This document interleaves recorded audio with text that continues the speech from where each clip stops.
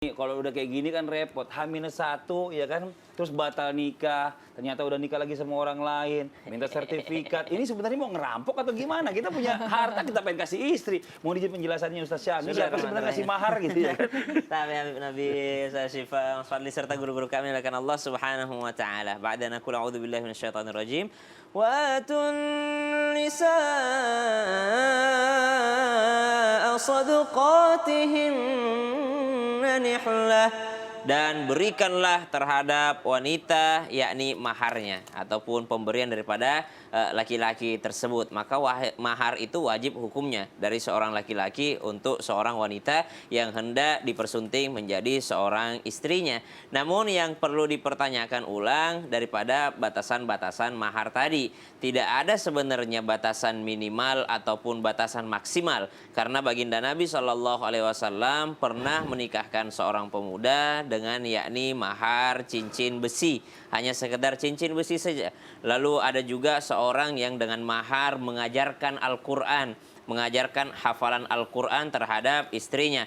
Namun bukan berarti menjadi jaminan, karena banyak juga sekarang orang maharnya Ar-Rahman, tahu-tahu pisah-pisah juga, subhanallah. Jadi jangan sampai mahar Al-Quran ini menjadi rendah Al-Qurannya disebab karena kelakuan kita. Jadi bukan Al-Quran yang rendah, jadi menjadi menjadi cibiran di luar masyarakat bahwasanya itu maharnya dulu Ar-Rahman ternyata cerai-cerai juga, itu maharnya dulu Al-Quran. Jadi jangan sampai gara-gara kelakuan kita merendahkan Al-Quran tadi, karena Al-Quran senantiasa sampai kapanpun menjadi sesuatu yang sangat mulia, sesuatu yang sangat tinggi derajatnya di mata Allah Subhanahu wa taala.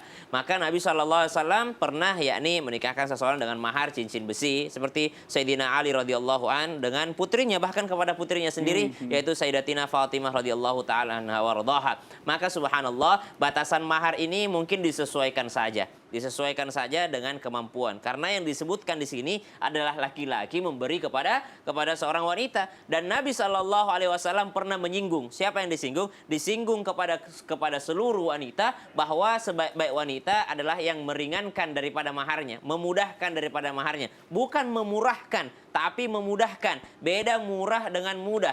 Bagi pengusaha kaya raya 1 M mungkin biasa saja, murah.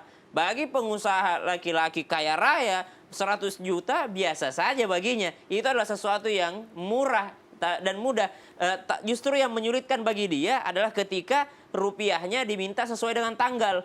Tanggal 23 bulan 11 tahun 2023. Jadi dia minta mahar 23.231.123 rupiah. Nyari 3 rupiahnya kemana?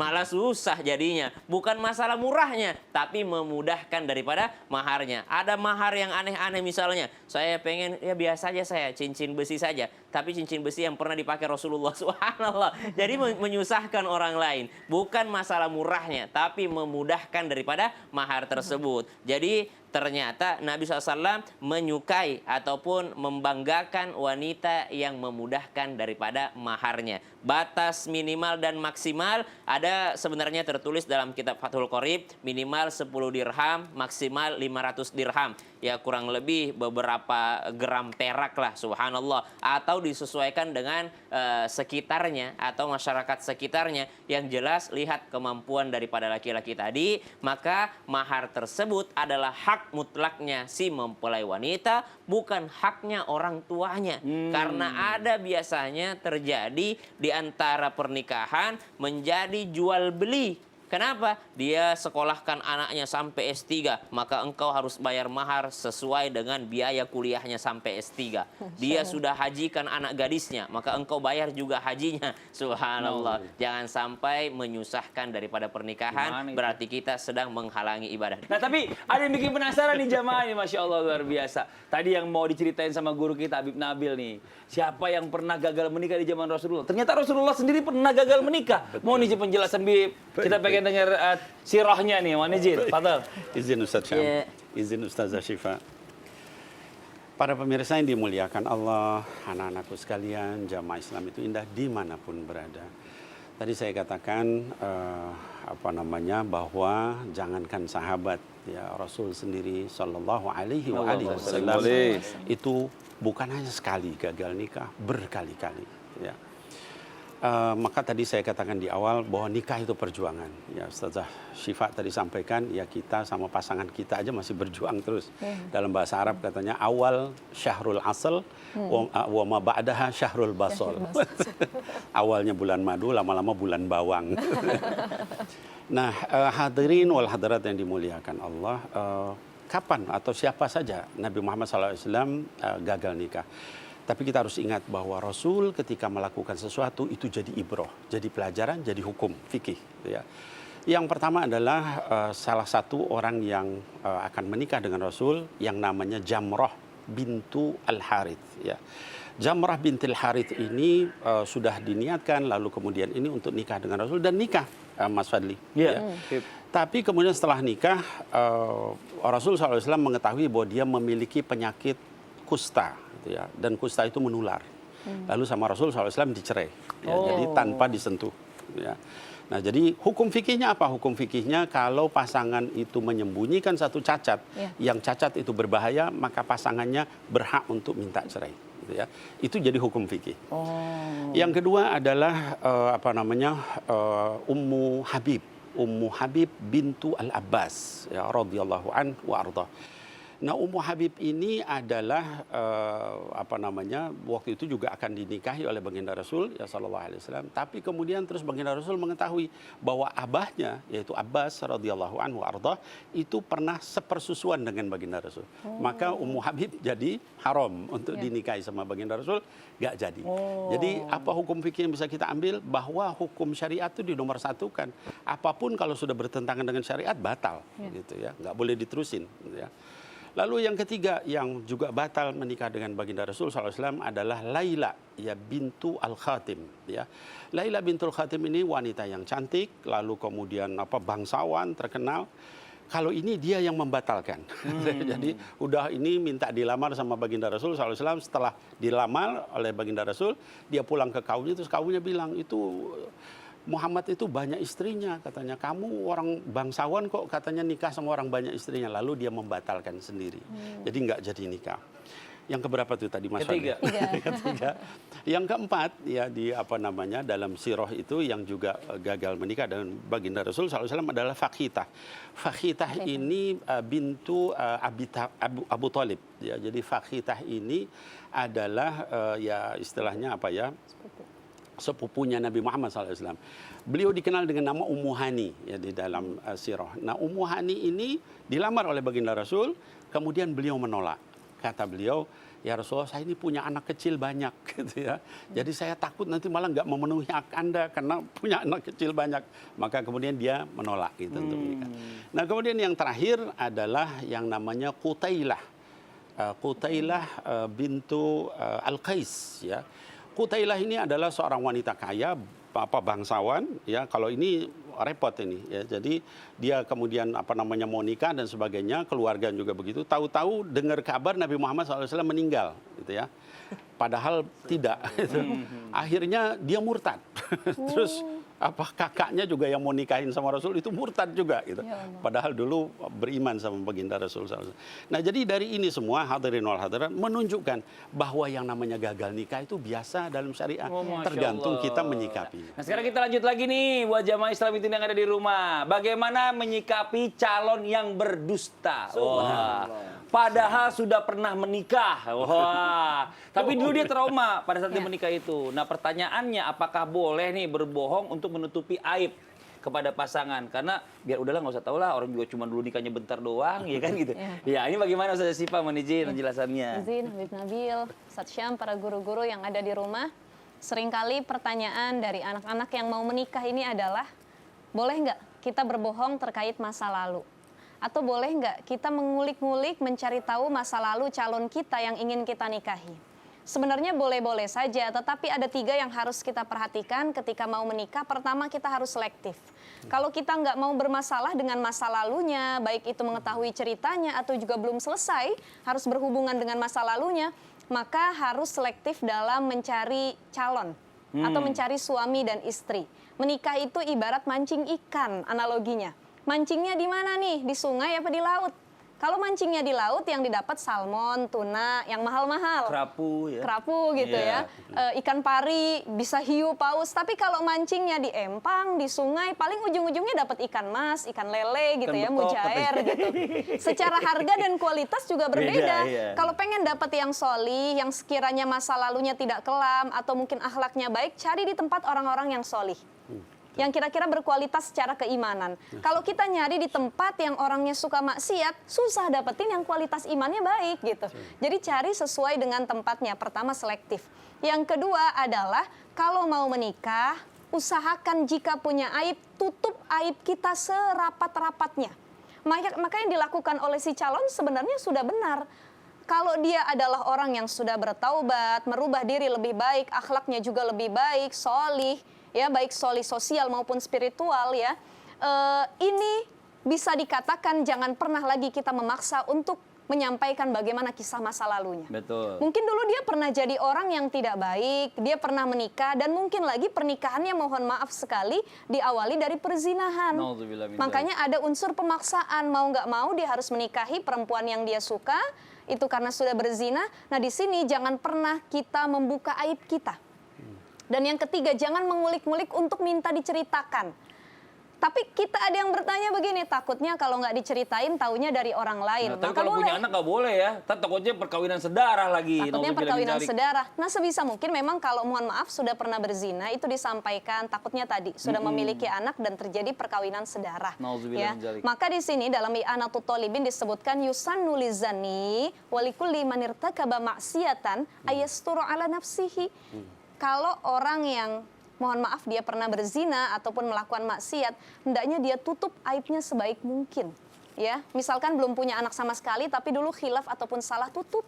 Kenapa? Karena takutnya memberi luka terhadap orang yang ingin menikah dengan dia. Kalau kata Syekh Ibnu Abdul Bar itu, hukumnya malah wajib bukan sunnah lagi, menutup aib. Karena yang sudah nggak usah dibongkar-bongkar lagi. Buat apa sih, kita kan akan menata kehidupan yang akan datang gitu ya. Jadi sebisa mungkin jangan mengorek masa lalunya, minta diceritakan. Apalagi kita membuka dengan terang-terangan dulu, saya orangnya seperti ini Maksudnya loh. mau jujur. Maksudnya mau jujur, tapi salah kaprah. Akhirnya keluarganya tidak mau nerima. Saya dulu punya kawan, mohon maaf ini sedikit ibroh buat kita, pelajaran juga buat anak-anak muda yang mau menikah. Ini ketika mohon maaf dia dalam proses ta'aruf, kemudian ada yang mengatakan ini laki-lakinya dulu, mohon maaf sekali, sering menggunakan perempuan-perempuan jalan gitu. Nauzubillah. Ya, sering membayar orang di luar. Akhirnya kan karena dia mau menikah takut ada penyakit yang timbul nantinya.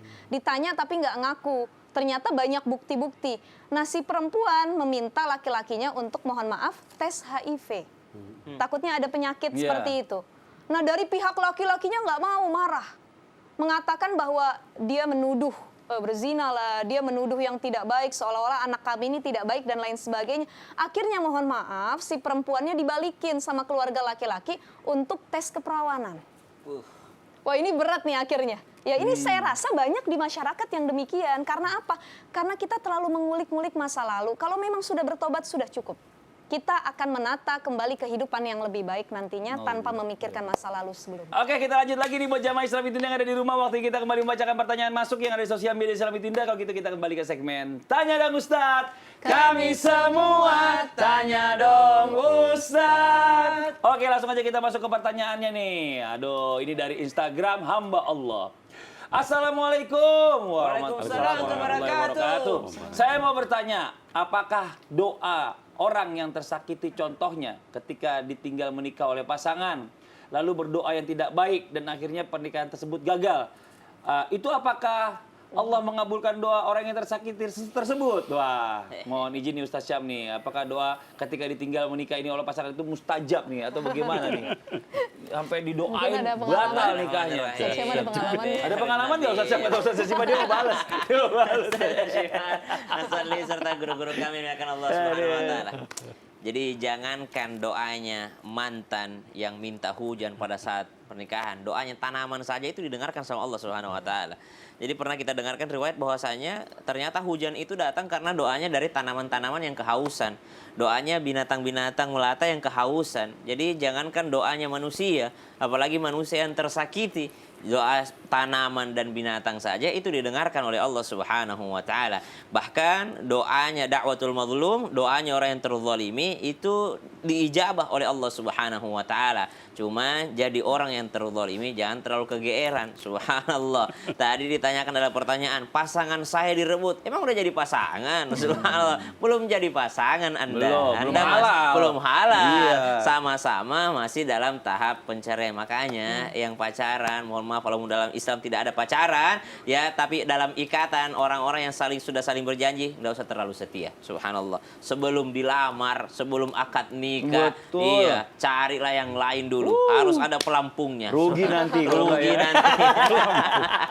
Dari SMA itu aja terus, bahkan dari SMP udah itu aja terus sampai pernikahan. Subhanallah. Maka cari Bener pelampung ya. yang lain. Bukan kami mengajarkan untuk pacaran yang tidak halal, tidak. Tapi subhanallah jangan sampai terjebak dalam satu hubungan yang menganggap bahwa dia adalah masa depan. Padahal tidak ada yang tahu tentang masa depan kita kecuali Allah Subhanahu wa taala. Dan pasangan itu yang sesungguhnya adalah yang benar-benar menjadi seseorang yang sehidup sesurga. Bahkan seorang Nabi Nuh alaihi salam ketika berkata, anakku ya Allah, anakku belum naik ke atas perahu ya Allah, anakku bagaimana dengan anakku ini ya Allah? Allah bilang itu bukan anakmu. Subhanallah. Bahkan seorang anak saja kalau tidak sejalan dengan orang tuanya, tidak seakidah dengan orang tuanya, tidak dianggap keluarga oleh Allah Subhanahu wa taala. Tidak dianggap dia adalah orang yang dekat dengan Nabi Nuh alaihi salam. Maka jangan merasa dulu bahwa itu sudah menjadi pasangan. Kemudian yang ketiga, ambil pelajaran yang penting dari ayat Al-Qur'an yang mengatakan ba'da naqul a'udzubillahi minasyaitonirrajim. Sering kita dengarkan, wa 'asa an takrahu syai'an wa huwa khairul lakum wa 'asa an tuhibbu syai'an wa huwa syarrul lakum wallahu ya'lamu wa antum la ta'lamun. Boleh jadi yang tidak kau sukai itu yang terbaik bagimu. Mobil Tamiya, itu mobil Tamiya, dia mesti nabrak dulu baru belok. Dia harus nabrak itu sirkuitnya baru bisa belok. Jadi sama dengan jalur kehidupan kita. Kadangkala Allah menghalangi kita satu jalan, tidak menjodohkan kita dengan orang tersebut supaya kita belok dengan sesuatu yang lain lagi, sesuatu yang lebih baru, sesuatu yang lebih baik, akhirnya sampai ke garis finish.